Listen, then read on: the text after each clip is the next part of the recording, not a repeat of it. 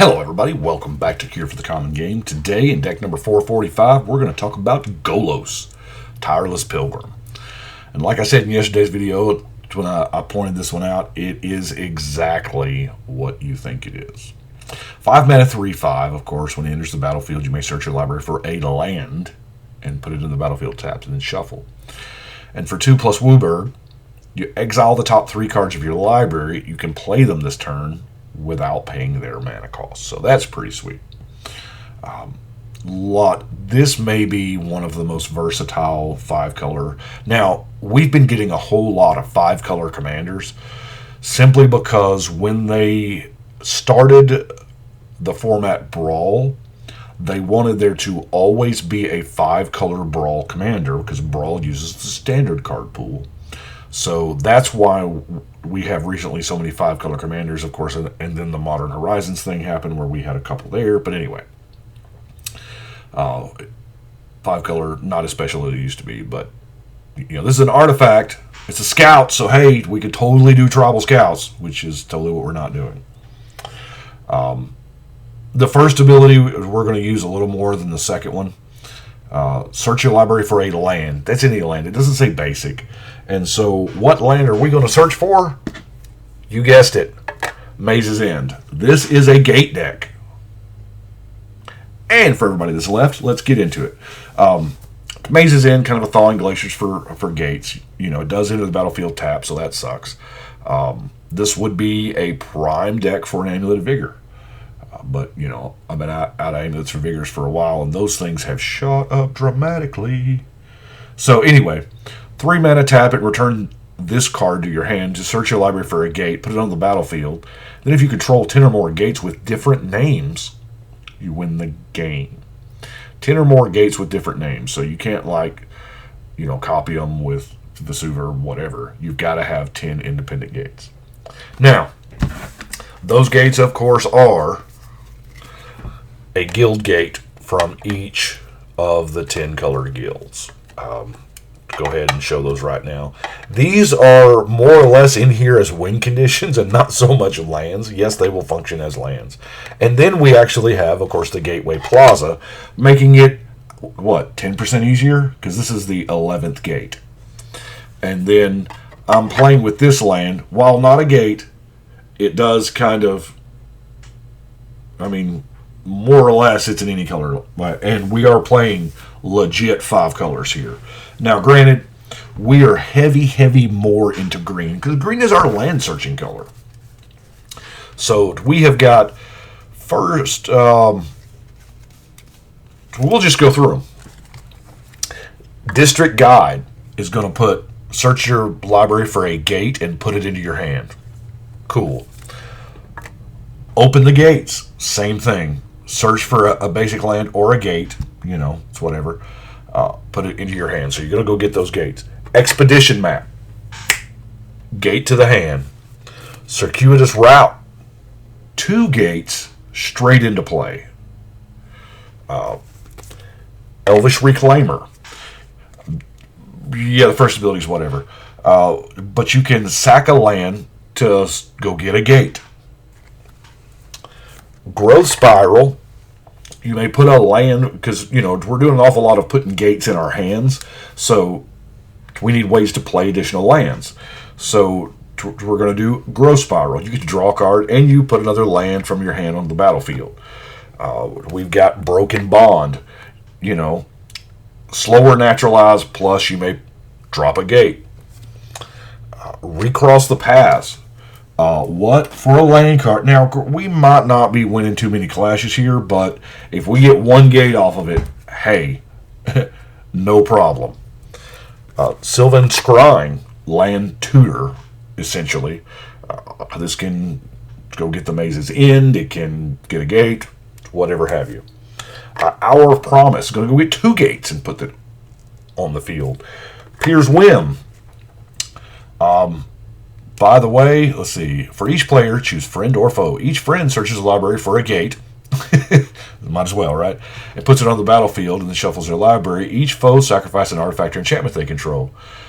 I'm going to say 94% of the time, I will have no friends, and I will have all foes when I cast this card. Yeah. Crop rotation. Sack a basic, go get a gate. Conjurer's Closet. Blink out our guy. That way, when Golos pops back into play, you can go fetch out another gate. Now, I am running basic stuff. Nature's Lore, Ranger's Path, Farseek, and Into the North. Yes, all the basics are snow covered. Just 4 Into the North. I know it's a terrible waste, but I could have, used regular land and a rampant growth, but whatevs. Those are just to ramp out mana. Ideally we're going to try to get those earlier, and that's just to get more lands on the board to get us rolling faster, kind of like the 2 elves. Tapping for any color is cool and all, but I really kind of like the flavor of the Urborg elf and the Sky Shroud elf. I don't know. I'm just old, maybe. But Coiling Oracle, same thing is going to come into play. If you reveal a gate or a land... Now, we do have a higher concentration of lands, as it were, in the deck. So for cards like this, it's going to increase the odds of actually hitting that land. This card, Ephemerate. Y'all please tell me if I pronounce that right. I have no clue. My Tennessee showing. Here again, it's beautiful. This is, for 1 mana, you're going to blink your guy twice. Once this turn, once next turn. That's pretty sweet. Urban Evolution, draw 3, drop a land. And then Kamal's Druidic Vow. That's a whole bunch of gates, possibly. And really, everything else, you can kind of whatever. So, here we are. We are running a ton of gates. And we're running a ton of stuff to go get gates, right? So, let's do something with them. I've kind of used this strategy thus far once or twice before, but never like this deep. So I went through and let's look at cards, all from Ravnica, of course, that deal with gates. So we got the Gatebreaker Ram for 3 mana, 1/1 for +1/+1 for each gate you control. And as long as you got 2, it has Vigilance and Trample. Well, even if you just got 2, it's a 4/4 Vigilant Trample for 3. And at the rate that we're fishing out gates, it's going to get pretty big. Garrison Sergeant has double strike as long as you control a gate. 5 mana 3/3. It's all right. Gatekeeper Gargoyle, +1/+1. Counter on it. It enters with a counter on it for each gate you control. So, by the time that we get the 6 mana for this, we're going to have gates. Gate Colossus. Now this one is nuts. So this is possibly free because, spell reduction. I guess they felt safe tying it to gates because it's, a land type that not a lot of people love, and it, recurs itself. Gateway's neat. It can't be blocked, and then you draw cards. Sunspired Gatekeeper. Man, I'm saying the word. Somebody go through, I don't know how many times I'm going to say that word. I don't want to say gate again just to pump up the number, but yeah, it's going to be a bunch, isn't it? But enters the battlefield if you control 2 or more gates, put a 2/2 knight. Yeah, so it's a 2/4 that brings a 2/2 buddy with it. Opal Lake Gatekeeper. When it enters the battlefield, you control 2 or more gates, you can draw a card. Ubulsar Gatekeeper, I guess that's when it enters the battlefield. If you control 2 or more gates, target creature and opponent control gets -2/-2.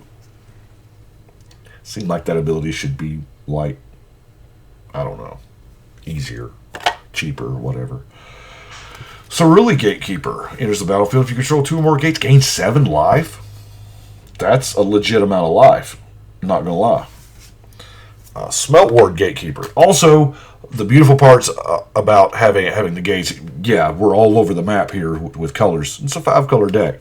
And being able to filter out all those gates actually lets us play these, because we can go get the specific gate that we need to, cast our junk.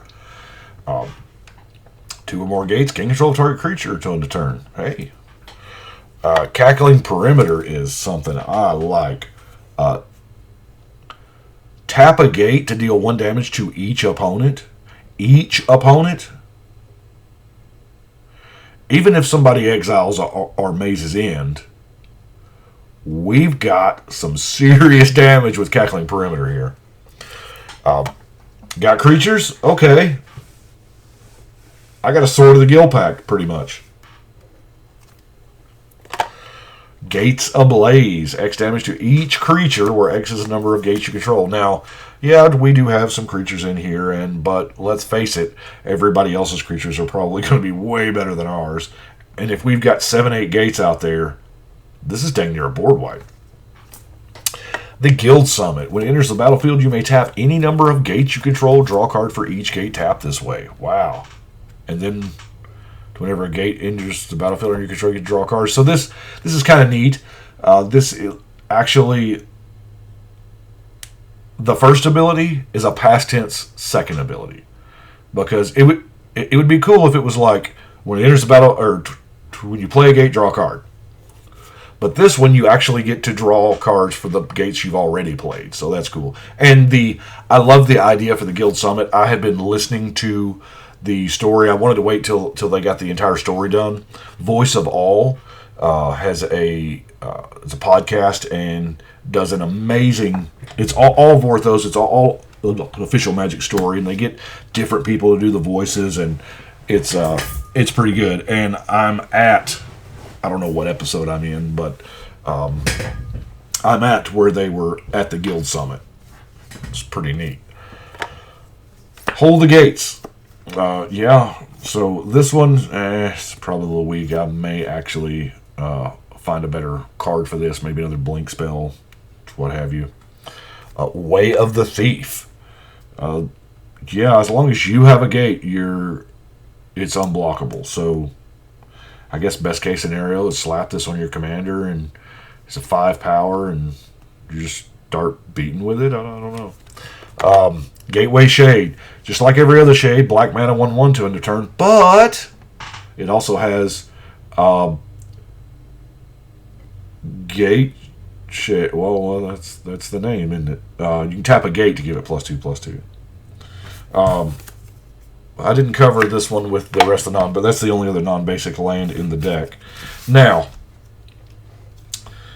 I have quite the regrowth package here. Now, it's because I want to be able to get cards back from the graveyard, because people are going to destroy lands. People are going to. Thought hard about putting a Crucible in this deck, but I decided against it. But really want to reuse our cards. So Regrowth, Revive, Recollect, Elven Cache. Regrowth is so good, we'll pay double for it. Kind of like Diabolic Tutor, right? And then Restore just gets the land that they, wastelanded out. Now, here's the other stuff. We've got Oracle of Moldalia, because we're going to be putting, a lot of lands in our hands, and we have a kind of probably more lands than normal anyway. So this lets us play 2 lands a turn.